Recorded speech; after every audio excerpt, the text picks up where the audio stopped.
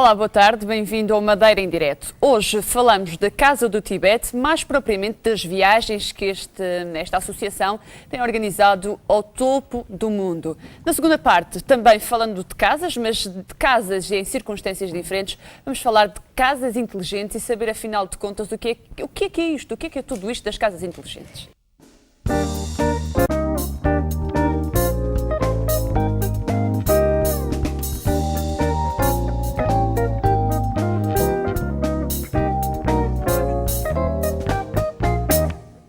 Boa tarde, bem-vindo à segunda parte do Madeira em Direto. Na primeira conhecemos um pouco sobre a realidade da Casa do Tibete, que projetos é que tem feito, viagens, e este ano também vou fazer viagens muito interessantes como a Mongólia e a Índia.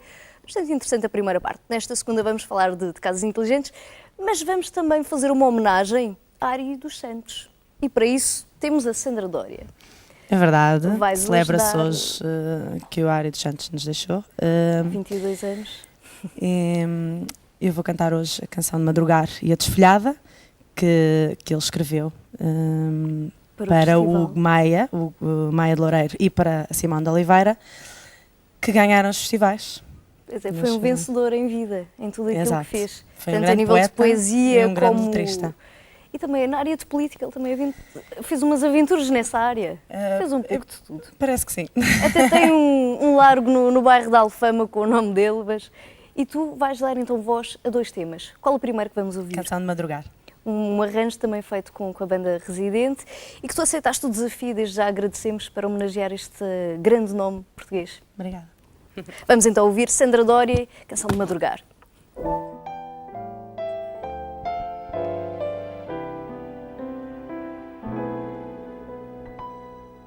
De linho te vestir, de nardos te enfeitei, amor, amor que nunca vi, mas sei dos teus olhos acesos na noite, sinais de bem despertar.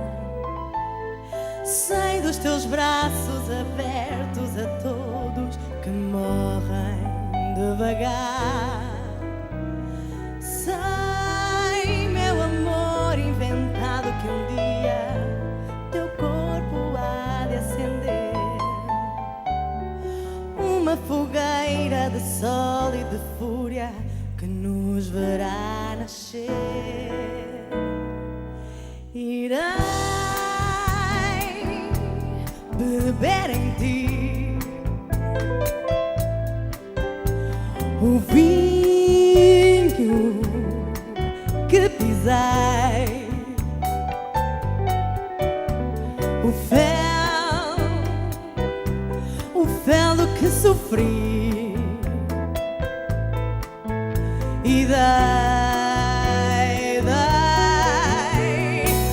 do meu corpo um chicote de força, rasei meus olhos com água, dei do meu sangue uma espada de raiva e uma lança de mágoa, dei do meu sonho uma corda de insônias, gravei meus braços com setas, descobri rosas, alarguei cidades e construí poetas.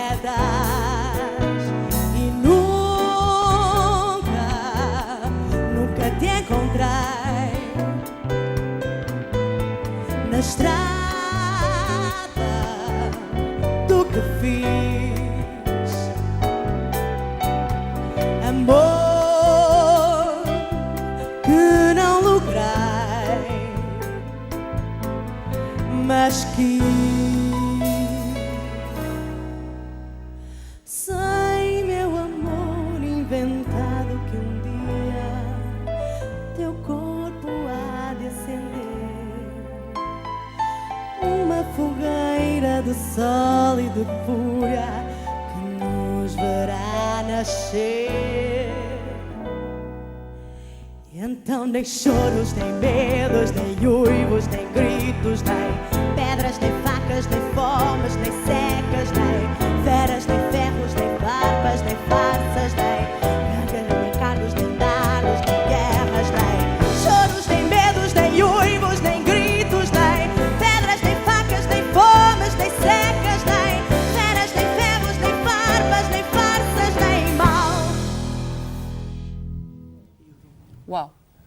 Excelente. estrondoso.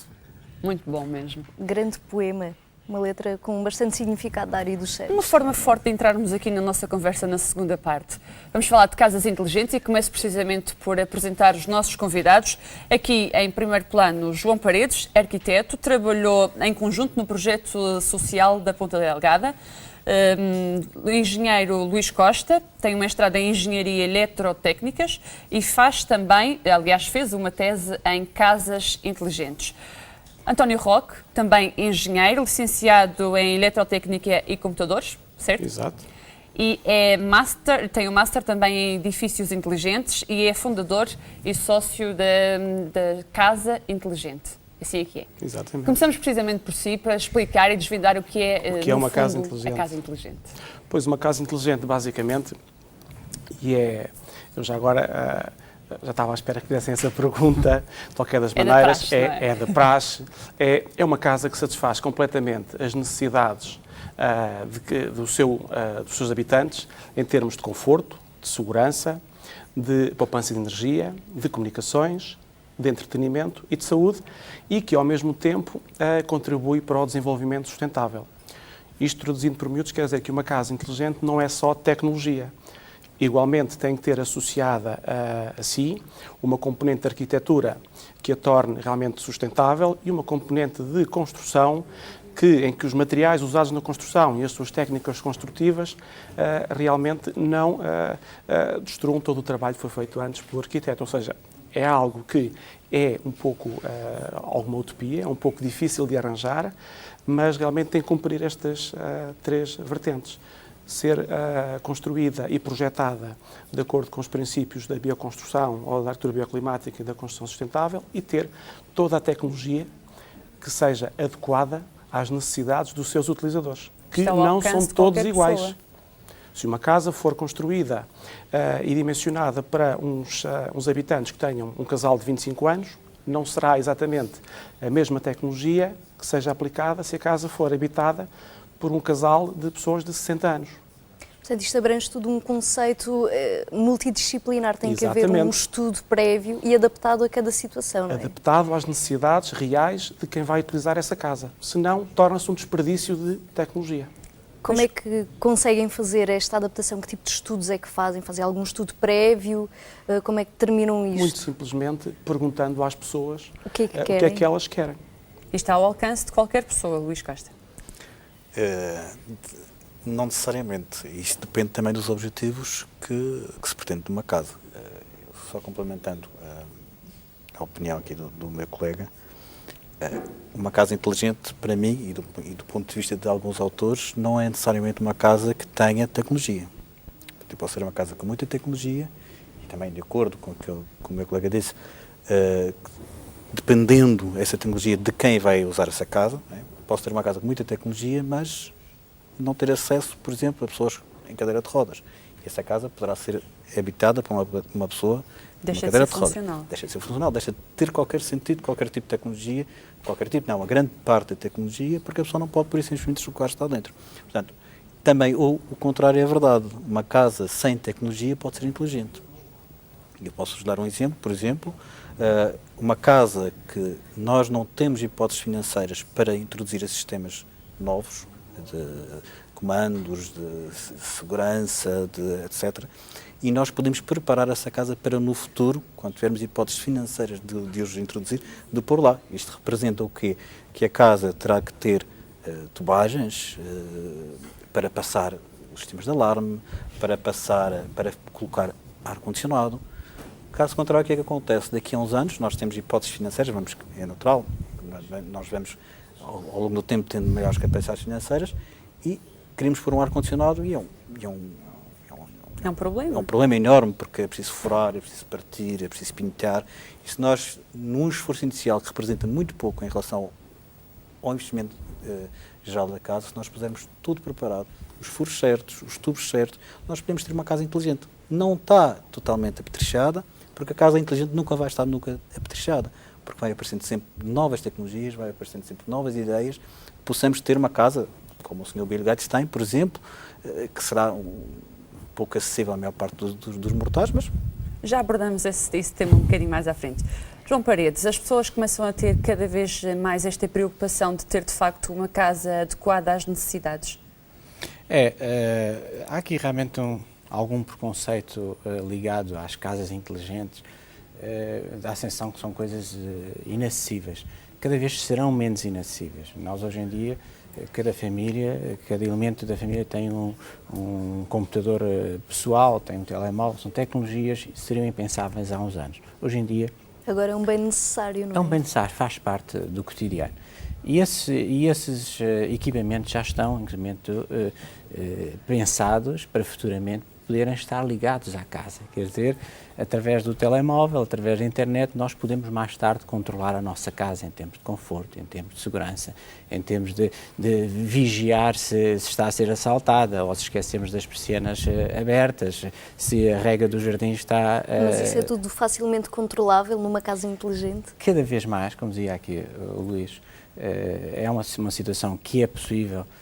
As casas têm que estar preparadas, têm que evoluir nesse sentido. Mas eu andava um pouco para trás, agora como arquiteto, dizendo que as casas inteligentes existem há muitos anos. São sistemas, no fundo, criados para facilitar a vida às pessoas. E dou um exemplo que toda a gente conhece. Em Conímbriga, nas ruínas romanas de Conímbriga, já tinham sistemas de canalização de água para regar os jardins, para as casas, como já tinham sistemas de aquecimento das casas ligados diretamente aos banhos públicos. Isso são sistemas integrados. Dou-lhe outro exemplo de uma casa de sistemas inteligentes.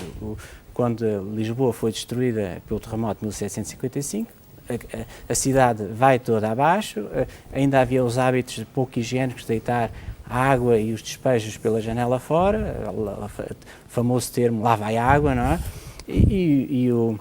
Os projetistas que trabalharam com o Marquês de Pombal decidiram que isso já não era assim, então fizeram um sistema inteligente, ou seja, uma espécie de um pátio interior onde se faziam os despejos e era canalizado para o rio. Isso é um sistema inteligente, portanto, são sistemas que vão, no fundo, facilitar os seus utilizadores. Isto tem vindo a estar a par com a tecnologia e eu viria até, passando aqui por um outro exemplo que também é muito carismático, que é o exemplo da casa projetada, a casa tipo projetada por um famoso arquiteto, Corbusier, um arquiteto francês, que desenhou a proporção do corpo humano, os seus movimentos e arranjou o modelo ideal da casa chamada máquina de habitar, que era a casa ideal para todos os seres humanos. Só que os seres humanos, é realmente um estudo muito interessante, os seres humanos não são iguais. Pois, o ideal não é o mesmo para toda a gente.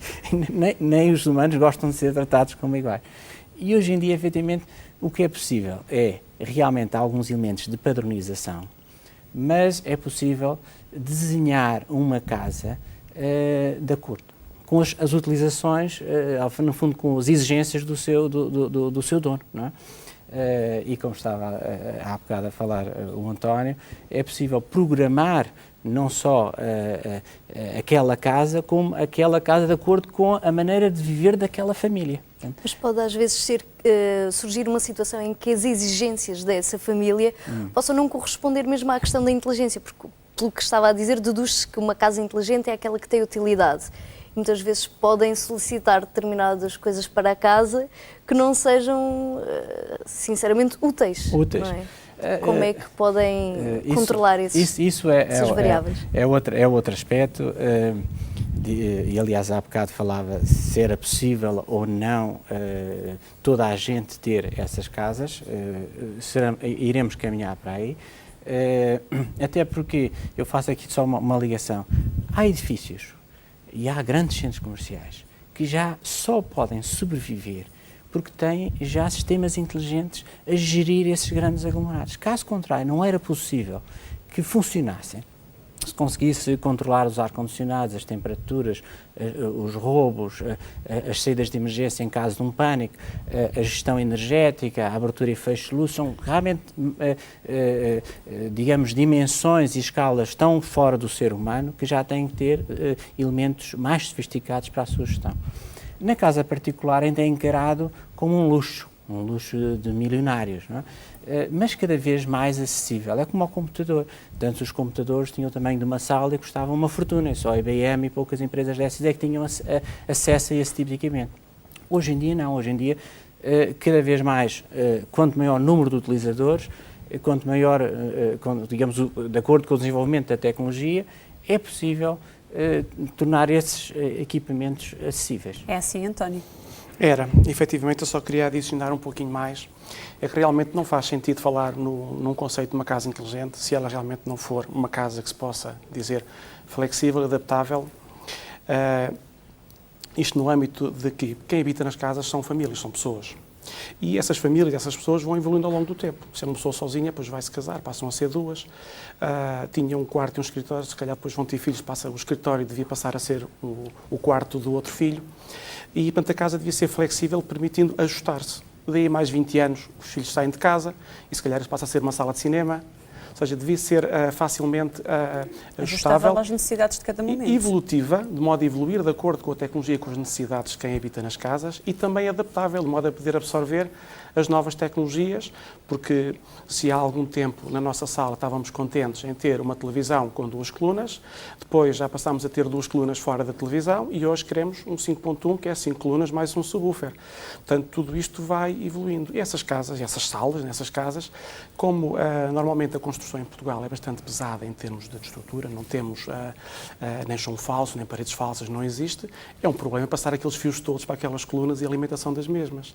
Portanto, tudo isto nos diz, fazendo um pouco o contraponto à situação das casas, fazendo um pouco a analogia com os edifícios sempre foram muito mais bem tratados em termos de arquitetura e em termos tecnológicos do que as casas. As casas deixaram-se adormecer no tempo. Só agora é que estão realmente a recuperar um pouco o nível a que está os edifícios. Os edifícios, em termos de arquitetura, são muito mais bem pensados. Hoje é impossível conceber um edifício se não tiver chão falso, se não tiver paredes falsas, se não tiver coretes a unir os vários pisos, porque senão, quem mandou fazer o edifício simplesmente não o aluga ou não o vende, porque nenhuma empresa vai para esse edifício se não tiver a possibilidade de colocar controles de ar-condicionado, controles de iluminação. Porquê? Porque essa empresa que vai fazer a ocupação desse edifício vai sentir na pele algo que é o gasto de energia que vai ter que pagar todos os meses. Portanto, os edifícios, de há muito tempo para cá, são bastante mais sustentáveis. Não é difícil ver edifícios com palas de proteção solar, não é difícil ver edifícios com uma orientação solar bem concebida. Nas casas é bastante raro. Vamos chegando aí. O que eu queria chegar realmente é que só meter tecnologia numa casa não chega, é necessário também prepará-la e concordo plenamente. Uma casa, para ser inteligente, não tem que ter nenhuma tecnologia de início, mas tem que poder levá-la posteriormente. Tem que ser flexível e adaptável. Utilizar o potencial evolutiva. ao máximo. Exatamente. Não ter barreiras arquitetónicas. As pessoas que moram nas casas realmente envelhecem, podem ter problemas de locomoção, podem ter problemas de usar as mãos, simplesmente, podem dar de cadeira de rodas e podiam fazer realmente todo o controle através da própria cadeira de rodas com o comando à distância. Não tem necessariamente que ter estas tecnologias, mas não. Há todos esses sistemas no mercado disponíveis. Exatamente. Na prática, o que é que podemos, em termos tecnológicos, pôr lá em casa para melhorar a qualidade de vida? Olha, hoje em dia, passa um pouco a redundância, está tudo realmente disponível. Basicamente, qualquer sistema que se coloque numa casa tem que ser de acordo com as necessidades das pessoas que nela habitam, como já disse. E há pessoas que dão muito valor à parte de segurança, há outros que dão muito valor ao conforto, há outros que dão muito valor ao entretenimento. E então, o que é que podemos fazer? Se as pessoas derem valor à parte de segurança, colocar detectores de intrusão, colocar... em termos de alarmes técnicos, colocar detectores de fugas de água, de gás ou de incêndio, colocar uma central, colocar um painel à entrada, colocar uma interface telefónica para que se possa receber esses alarmes, colocar eletroválvulas para que, no caso de haver um princípio de incêndio ou de fuga de gás, cortar a válvula de gás, no caso de haver um princípio de fuga de água, cortar imediatamente a água. Se as pessoas preservarem também um pouco mais o conforto, colocar restauros elétricos, colocar uma centralização através de um painel destes, por exemplo, que pode perfeitamente, junto à entrada, podemos de alguma maneira controlar e baixar os stores de imediato, podemos ativar ou desativar a intrusão, podemos ativar cenários de luz, podemos fazer, isto se vê pessoas que tenham muito interesse em ter a parte de entretenimento, distribuição de áudio pela casa, aproveitar as fontes de áudio que já tenham em casa, um leitor de CDs, DVDs, a própria televisão e colocar uma rede de modo a que em cada espaço da casa possa ter acesso a essas fontes de áudio. É preciso deixar a imaginação funcionar. Exatamente. E não só, estamos aqui a dar alguns exemplos da população ativa, não é? Os adultos ativos pessoas independentes, mas isto não, pode não ser considerado só como um luxo, também pode ser visto na vertente de pessoas com deficiências ou idosos com dificuldades, fazem adaptações também nesse sentido. Fazem, e as pessoas com alguma idade utilizam isto facilmente. Há um projeto que eu nunca me canso de dizer, foi para 2 pessoas, e essas 2 pessoas viviam num apartamento, queriam renová-lo completamente. A única ideia que disseram é, pois queremos, em qualquer altura e de qualquer sítio, queremos poder selecionar o áudio que estamos a ouvir, poder desligar, ligar as luzes, variar as luzes, queremos poder subir e descer os tons, isto de qualquer lugar, os corredores, luzes automáticas, fazer tudo isto. E fez. Estas pessoas, a casa tem um home cinema bastante grande, tem um painel tátil que controla a casa toda. Escusado será dizer que as pessoas, além de utilizarem isto bastante, são os 2 reformados, um tem 65 anos e a mãe tem 90 anos. Utilizam isto tudo. Mas há também, por exemplo, sistemas de alarme que permite, por exemplo, para os idosos ou mesmo uma pessoa com uma mobilidade reduzida, permite aqui um grande controle. É verdade. Hoje em dia, com o aumento da esperança de vida, o que acontece é que as pessoas passam sempre pelo mesmo drama, que os filhos têm que pôr os pais, têm que tratar dos pais e têm que decidir se põem os pais no lar ou se dão alternativa de poderem ter uma vida autónoma. E existem diversos estudos e trabalhos feitos nisso, nomeadamente na Noruega e na Dinamarca. Existem um conjunto de vivendas, não são 10 ou 20, são 50, 70, 100 vivendas, que serviram de estudo académico, mas também que continuam a funcionar. E já deve ter um estudo, penso que já deve ter por volta, é de 97, se não me engano. E continuam a funcionar com as pessoas idosas que, não tendo todas as capacidades e, portanto, tendo as falhas de memória, de desequilíbrio, portanto, poderem cair, toda uma série de funções que começam a perder, mas que as pessoas podem lá habitar. E isso por coisas simples. A tecnologia que está envolvida é muito pequena. São basicamente sensores de presença que portanto, analisam o movimento das pessoas ao longo do dia, portanto, sem invadir a privacidade das pessoas, porque só sentem, portanto, quem está a gerir o sistema só vê se as pessoas estão em movimento ou não. Sempre que houver demasiado tempo sem movimento, dispara um alarme, porque pode haver, efetivamente... Pode ter havido, por exemplo, uma queda ou ter sentido mal, qualquer coisa do género, e há a possibilidade desse supervisor contactar essa pessoa, perguntando se está bem ou se ocorreu alguma coisa. Tem os simples colares com um botão de alarme, que podem tomar banho com esse colar, e, portanto, se havendo algum problema, pressionam o botão e automaticamente é disparado um alarme nessa central, que depois irá tomar as ações que achar necessário. E há outros exemplos, por exemplo, o sensor na cama, sempre que o idoso se levantar durante a noite, automaticamente acende uma luz muito tenue, que é suficiente para a pessoa poder se orientar e não cair. E é acionado também um alarme caso o idoso demore muito tempo a retornar à cama. Portanto, são sistemas simples, que não envolvem muita tecnologia, o custo é reduzido, o custo maior praticamente é o supervisor que está a supervisionar a casa. E no fundo, a instalação do material propriamente dito. É basicamente, são coisas muito simples. O sensor o próprio sensor que serve de detecção de intrusão serve para monitorizar o movimento. Adaptado às necessidades da população. Eu já agora podia dizer que, neste caso, não podemos falar de tecnologia, que é o menos importante, mas sim de um serviço. Tudo isto que o Luís Costa falou realmente é algo que existe nos países nórdicos, e aqui ao lado em Espanha existem uma série de empresas muito perto de nós que têm serviços adequados e que isso chamam-se empresas ligadas à área de teleassistência e que realmente monitorizam totalmente a vida das pessoas que vivem nas casas.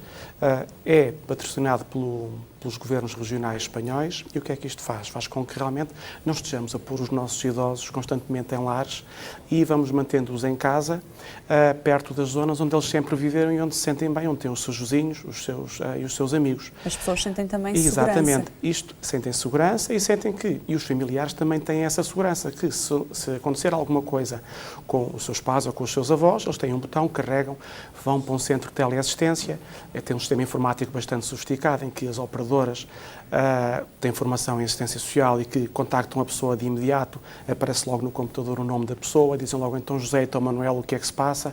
E muitas vezes não é só para combater problemas de saúde ou que a pessoa caiu, algo assim, mas mais para combater um problema bem mais crítico que é a solidão. Portanto, as pessoas sentem-se sós e muitas vezes interagem com quem está do outro lado unicamente para ter uma voz do outro lado que fale com elas. Para ouvir falar, simplesmente. Exatamente. E ainda mantém a Por muito independência, simples que isto não é? nos pareça para nós, é muito importante para quem realmente carece deste tipo de apoio. E a procura em Portugal, como é que tem sido por parte desta A teleassistência? procura existe latente, a questão é que não há um serviço oferecido. Talvez alguma dessas empresas grandes de Espanha venha cá a Portugal e se instale. Porque o fundamental nisto não é tecnologia, que está muito madura e mais desenvolvida, realmente um serviço. E eles associam uma série de interfaces, coisas muito simples. Um detector de movimento no hall de entrada, se durante 12 horas ninguém passar no hall, dispara um alarme. Se durante 10 horas ou 12 ou 6 ninguém abrir o frigorífico, dispara também um alarme, é sinal que não há vida na casa.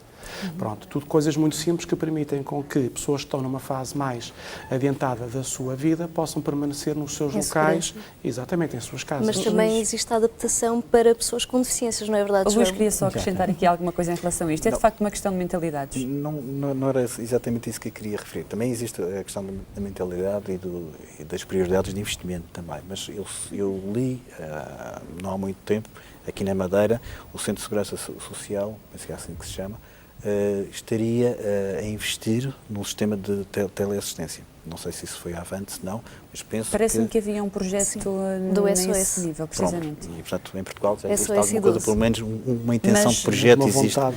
Não aqui sei na- se já está de facto na prática. Pronto, não sei também. O de assistência já existe, mas o resto ainda será divulgado mais para a frente. Eu estava já a dizer... Exatamente, continuando aqui com a exposição do Luís, efetivamente nessa área isso tem que ser encarado como uma poupança e não como um investimento.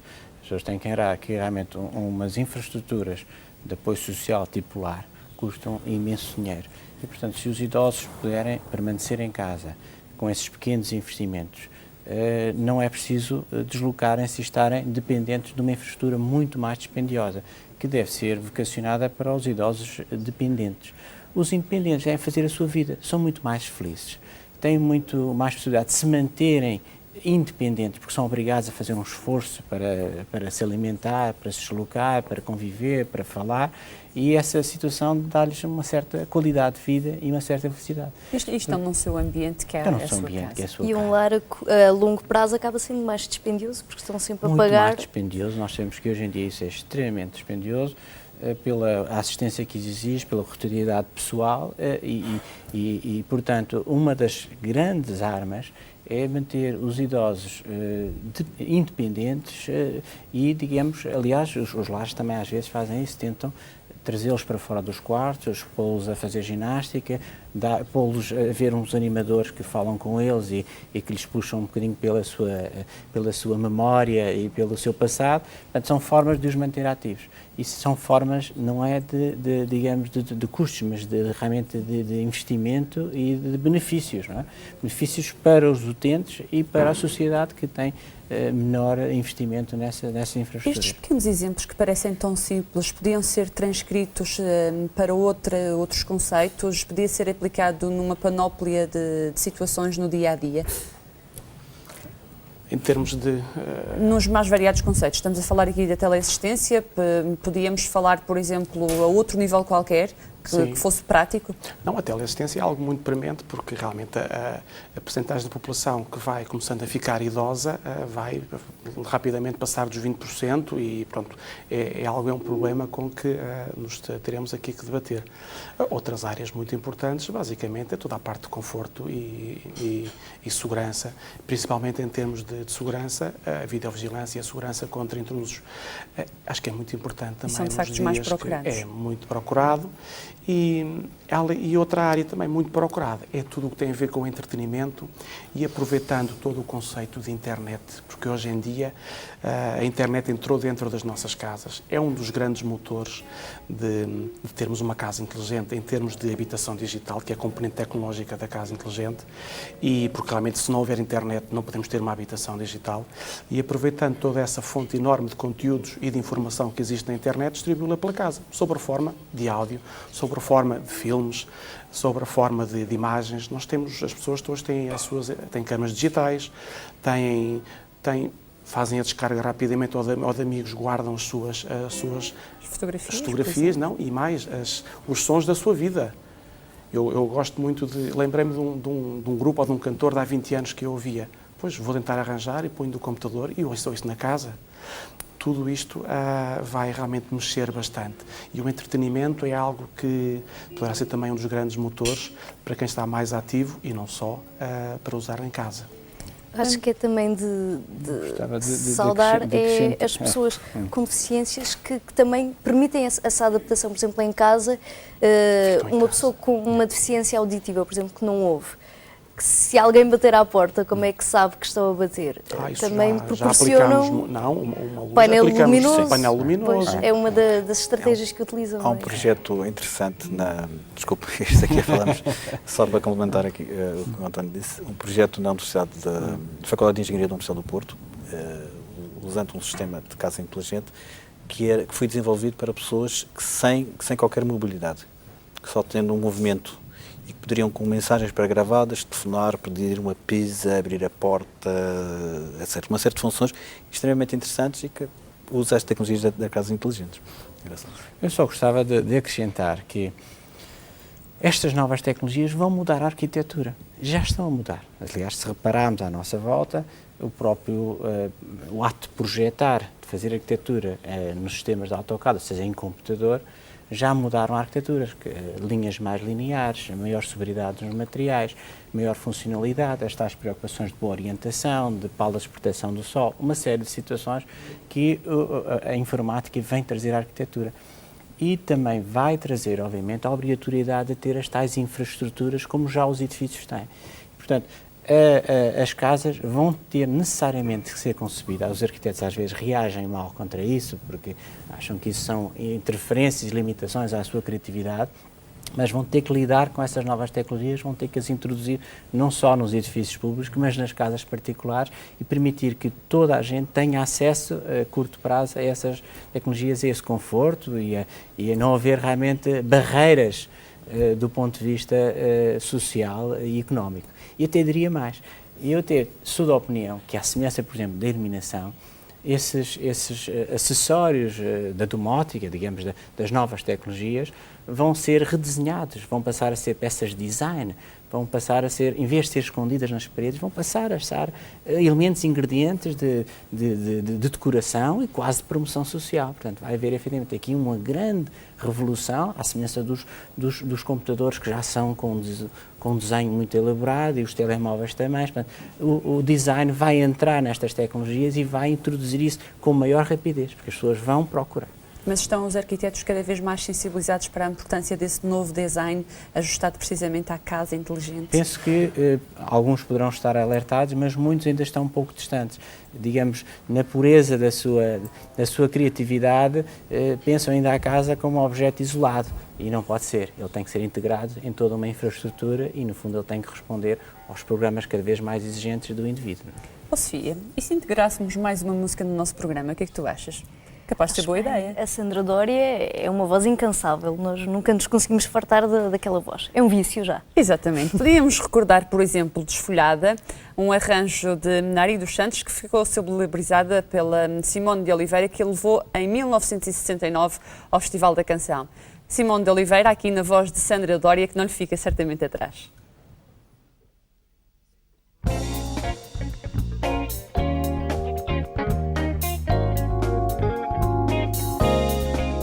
Corpo de linho, lábios de mosto, meu corpo lindo, meu fogo posto, eira de milho, lua de agosto, quem faz um filho, falo por gosto, é milho rei, milho vermelho, cravo de carne, bago de amor, filho de um rei, que sendo velho volta a nascer.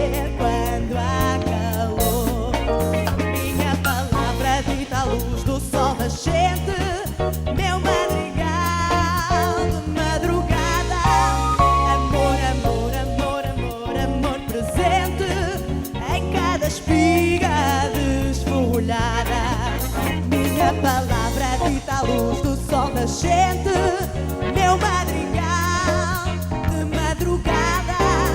Amor, amor, amor, amor, amor presente em cada espiga desfolhada. Minha raiz de pinho verde, meu céu azul tocando a serra. Oh, minha mágoa e minha sede, oh, mar do sul da minha terra. É trigo loiro, é Alentejo, o meu país neste momento. O sol o queima, o vento beija, seara louca em movimento. Minha palavra dita à luz do sol nascente, meu madrigal de madrugada. Amor, amor, amor, amor, amor presente em cada espiga desfolhada. A minha barra dita à luz do sol nascente, meu madrigal de madrugada. Amor, amor, amor, amor, amor presente em cada espiga desfolhada.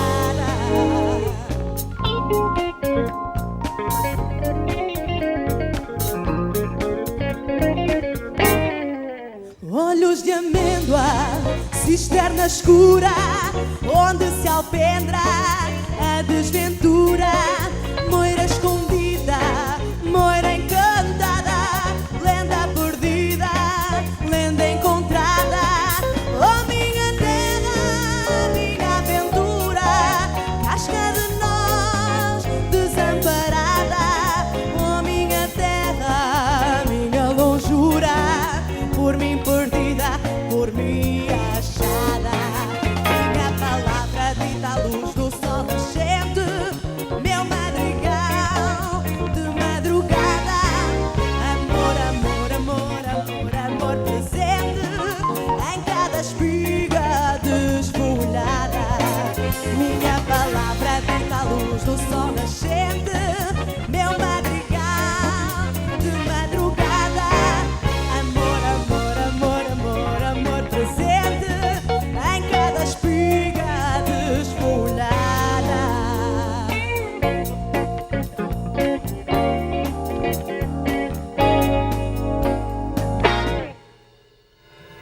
Uma versão bastante ligeira, bastante atual. Gostaste? Esta versão desta banda realmente é magnífica. E os nossos convidados também. Era Eles isto que eu ia dizer. deliciaram-se, eles depois. E nós também nos deliciamos com estas conversas bastante interessantes sobre casas inteligentes. E pedimos agora dar um salto ao Centro Social da Ponta Delgada, conhecer o projeto que desenvolveram. O projeto, eu deixaria aqui ao Luís para desenvolver um pouco essa área, que ele teve um envolvimento muito profundo e a vantagem projeto, de convencer o arquiteto a alterar o projeto para introduzir as novas tecnologias. Foi por uma boa causa, então. Foi. E foi convicto e foi realmente...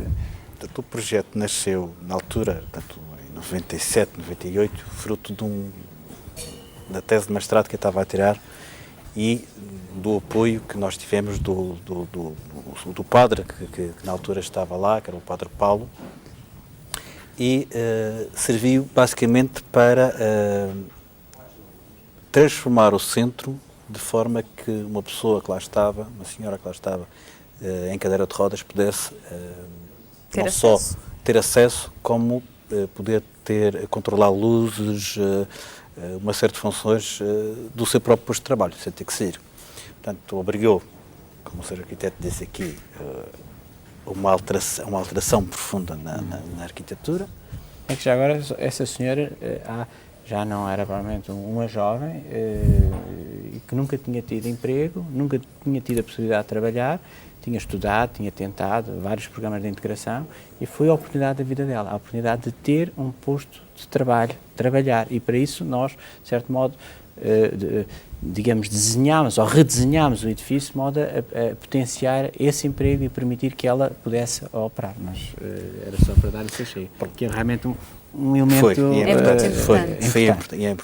E portanto, foi toda a alteração da parte arquitetónica e foi desenvolvido algum software específico para a senhora poder estar no seu posto de trabalho e dentro de uma própria folha, por exemplo, de Excel ou de um documento do Word, poder, num íconezinho, abrir as luzes, fechar as luzes, uma série de funções que sem ter que se deslocar, sem ter que se movimentar. E isso foi... Que se calhar até à altura era um bocado impensável. Já se falava um pouco disto e pronto, não foi assim um choque, digamos, tecnológico. Mas o que foi interessante nisto foi que o centro era utilizado por pessoas idosas. E é engraçado que foram as pessoas com menos dificuldade para se adaptarem às novas tecnologias. Não tiveram nunca dificuldade em controlar as luzes, em aumentar, abaixar a intensidade das luzes. Nunca tiveram problemas em relação a isso. Se calhar o que seria, ao contrário do que seria esperado, porque normalmente é a camada mais jovem que lida bem com as tecnologias. E os jovens, as pessoas que trabalhavam lá, mais jovens e com maior mobilidade, mais jovens, tinham mais dificuldade. Era preciso explicar 2, 3 vezes para conseguir fazer aquela ação. E os idosos não. De uma forma simples conseguiram. Já agora até dizia que teve um efeito em cadeia, que era interessante. Depois fizeram alguns cursos de informática e os idosos do centro de dia foram aprender informática, no fundo com o esforço de se manterem atualizados, se manterem jovens. Ao lado de um rapazinho de 14 ou 15 anos, lá estavam os idosos a entrar na informática. Quer dizer, foi um mundo que se abriu para eles e, de certo modo, fez com que se mantivessem ativos e despertos a estas novas tecnologias, porque perceberam que, no fundo, não é uma situação inacessível. Eles tinham possibilidade de utilizar com facilidade. Não é realmente qualquer coisa. Nós vimos um pouco na fantasia dos filmes, as casas que enlouquecem, começam a ver tudo ao contrário.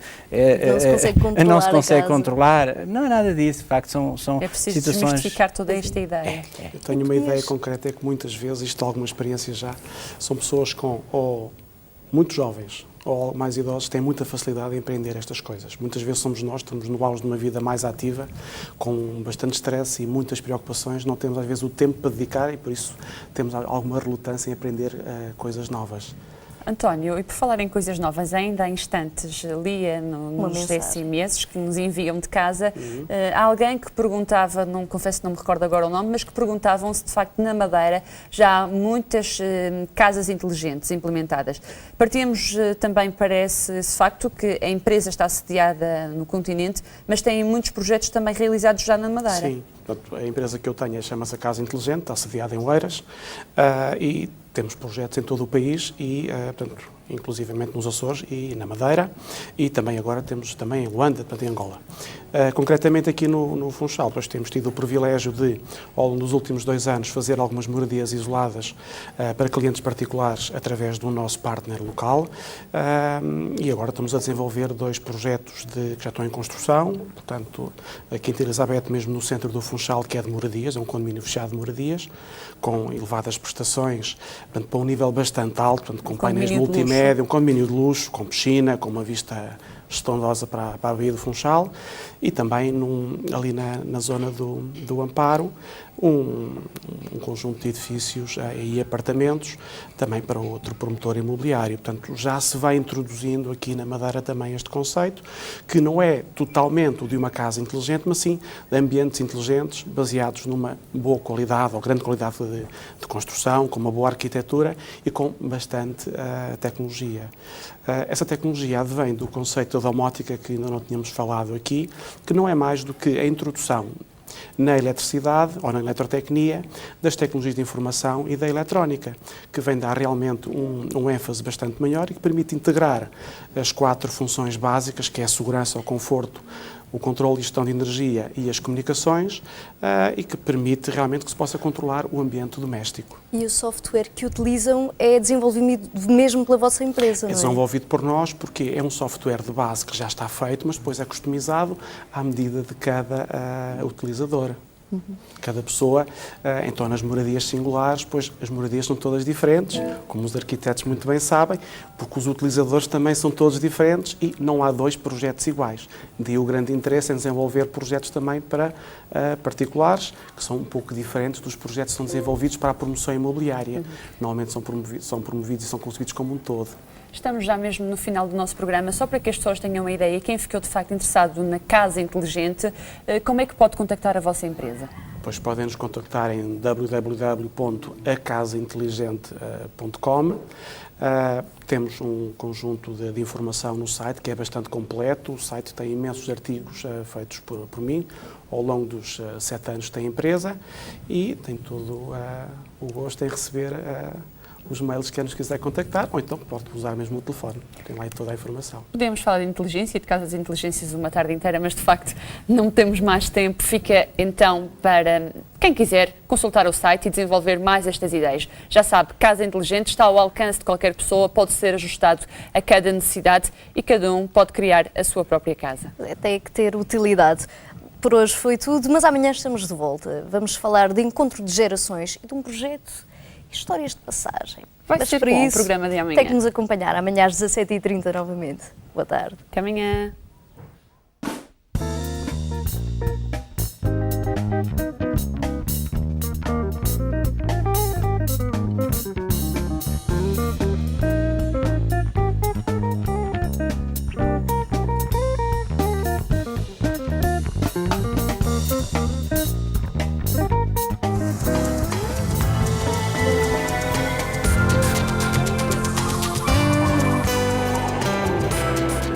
RTP, a televisão da Madeira.